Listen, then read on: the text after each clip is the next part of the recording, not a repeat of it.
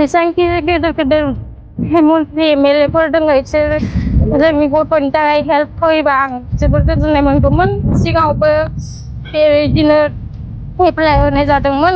सासे उन्दै गथ'सानि फाहामथायनि थाखाय रांनि मदद नागिरदों बिमा बिफाया।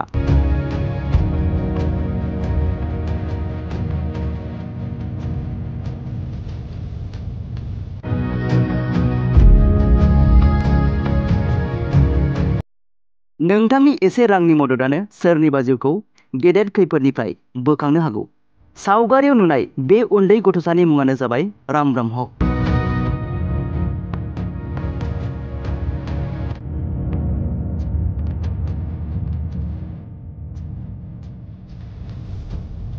बाक्सा जिल्लानि बांग्रिखुसि खान्थालबारिनि थागिबि बिमला ब्रह्म आरो राहुल ब्रह्मनि फिसाज्ला राम ब्रह्मआ गेदेर बेरामजों भुगिनांनानै दं।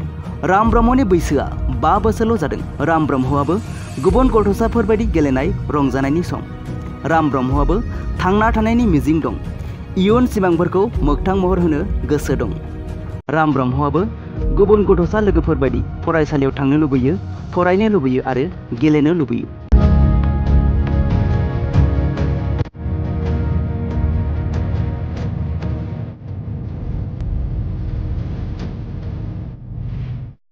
नाथाय राम ब्रह्मनि खाफालाव माया गोनां संसाराव बिमानि गोरबोनि जोनोमनि उननिफ्रायनो थांना थानो थाखाय देहा फाहामसालिजों जुजिबोनांदों। राम ब्रह्मनि बिमाया फोरमायनाय बायदिब्ला रामा जोनोमनिफ्रायनो खिनि लामा एबा नोलि गैयाजासे जोनोम मोनदोंमोन।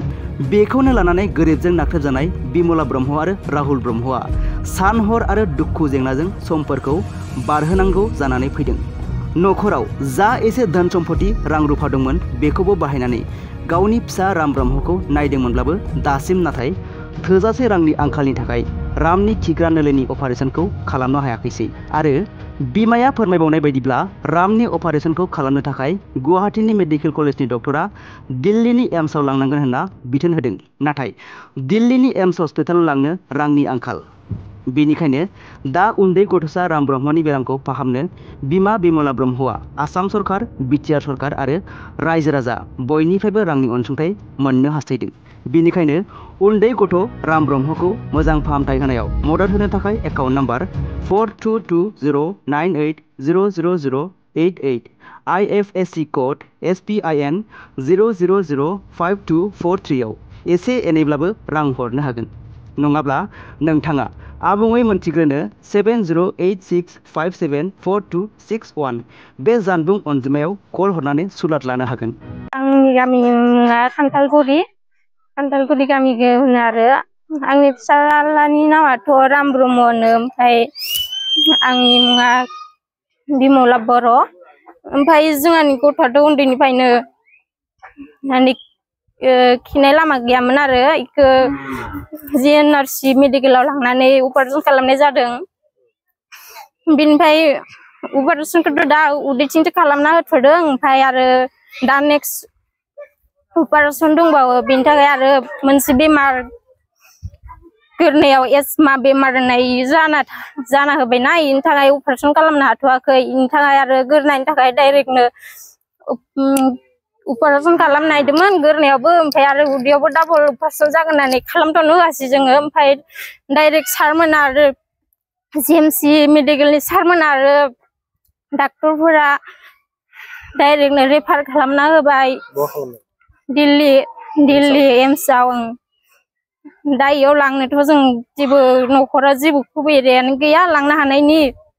दा गथ'खौथ' अपारेशन खालामथारनांगौमोन। दा आरो 6 मासावनो खालामनो गोनांमोन। जों दा बेमारनि थाखायनो खालामनो हायासै। दा आरो एम्स मेडिकेलाव लांनो हाबा मोजां जागौमोन। नोंसोरो डाबल अपारेशन मोननै अपारेशनखौ खालामना लाबोनो हागौमोन होनदोंमोन सारमोनाबो।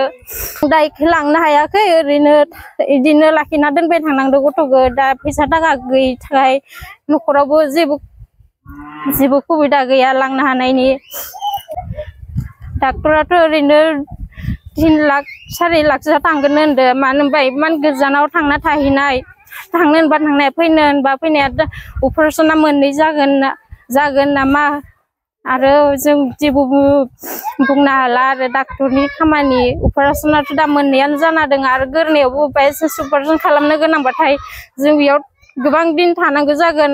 आरो डाक्टरफोराबा हागोन हाया बेखौ जों बुंनो हाला दा फैसाया जोंथ' फैसा दाजा जाखो आं बेयाव बेखौनो खावलायोदि आंनि गथ'नि थाखाय एसे एनै सहाय हरोबा आं बेखौ जोबोर गोजोननाय मोनगोन मानो होनबा आंनि गथ'आ दा स्कुलाव फरायनो स्कुलाव होनाय जाबाय स्कुलावबो लाबाय थानाय जायो आरो गथ'आनो स्कुलाव फैनोबो ओंखारबाय थायो आरो लाबाबाबो जाया जों बेमारनि थाखाय जों थाबैनो फाहामनो हानायबा मोजां जागौमोन